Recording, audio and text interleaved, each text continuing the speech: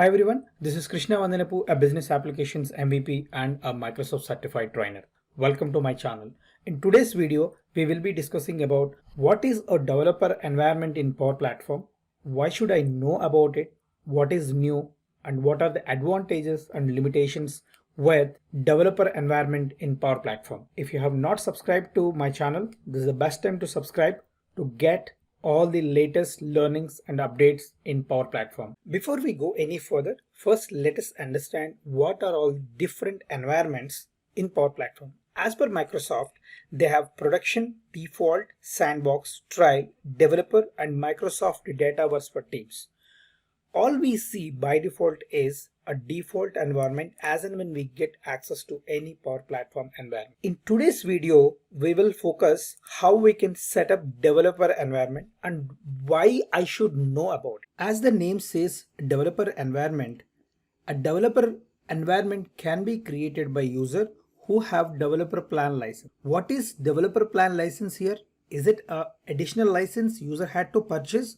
Absolutely no. It is a free license with which user can spin a developer environment. Let us see how we can create a developer environment, what are the limitations in default environment, and how we can avoid that with the help of developer environment. I logged on to Power Platform admin portal and we can clearly see that this particular environment was set up on June 2021. Because a default environment will get generated as soon as I set up the Power Platform in a tenant, which clearly shows that this environment was set up on 5/20/21. What I have noticed with the default environment is these days users are not able to access tables under default environment.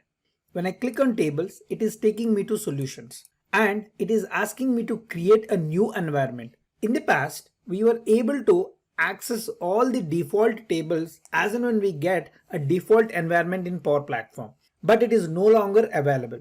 Why the solutions or tables are that important is these days Microsoft is highly recommending users to create apps and flows and all the artifacts under a solution so that it will be easy for you to manage at one go. Let us go ahead and create a developer environment to a basic user and see how the new environment look like and what are all the new options I will get when I create a developer environment. Navigate on to make.powerapps.com/community/signup.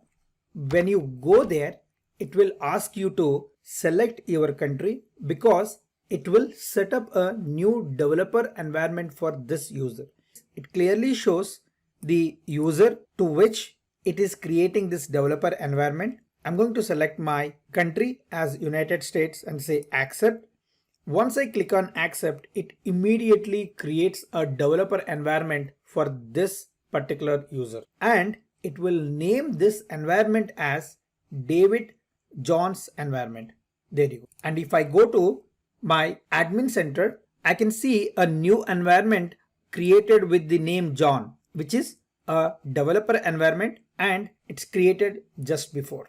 Once user creates a developer environment, they can create apps, flows, chatbots absolutely for free and that will be only be accessible by that particular user, whoever is the owner of that environment. And also when user create a developer environment, it provides a provision for that user to create apps, flows with premium connector without having premium license on their name. However, those apps and flows will be restricted to only that user. They cannot share it to anyone outside that user. We have noticed that with the default environment, David was not able to navigate onto solutions because it is asking you to create a new environment. Now, if I go onto developer environment and click onto solutions, it clearly shows what are all the default solutions available for this environment. Also, when I go onto tables, I can see all the default tables as part of my environment. Now, David can create a new table under Dataverse and can implement a scenario to present that particular scenario is feasible or not feasible with Power Platform. If I don't have this developer environment, I will have to wait for access onto a environment where I have Dataverse setup, and also I might have to have additional licenses because Dataverse is not free. But here in this environment, I don't have additional license, but I'm able to leverage Dataverse without any additional licenses. This environment can be accessed across all the other pillars of Power Platform, which means I can access the same environment under Flow and Virtual Agent also. I logged on to Flow portal.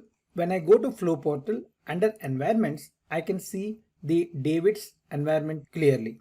And also when I go to Power Virtual Agent, when I try to create a new bot, we know that while creating a new bot, Virtual Agent will ask you under which environment you want to create this bot.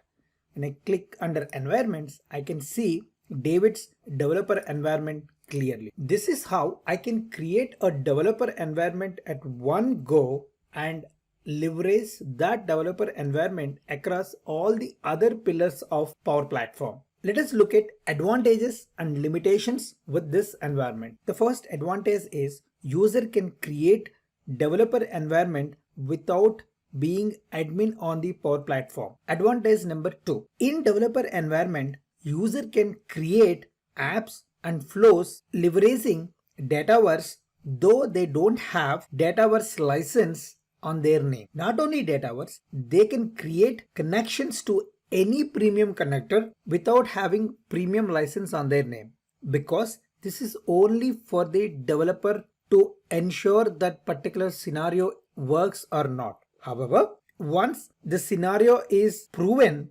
and need to implement in the real time, they definitely need to purchase the licenses as it needed. This free licensing will only work in this particular environment alone. Advantage number 3. Once the user agrees to implement any scenario with Power Platform, developer need not to wait for the actual environment to set up. Developer can implement everything on this environment and can export that app or a flow or a solution and can import onto the desired environment, so developer can save the time until the admin team set up the environment. Those are the 3 major advantages I will get with this environment. Coming to limitations. Limitation number 1. The developer environment is only 2 GB limit. What happens if it is more than 2 GB? Unfortunately, user cannot be able to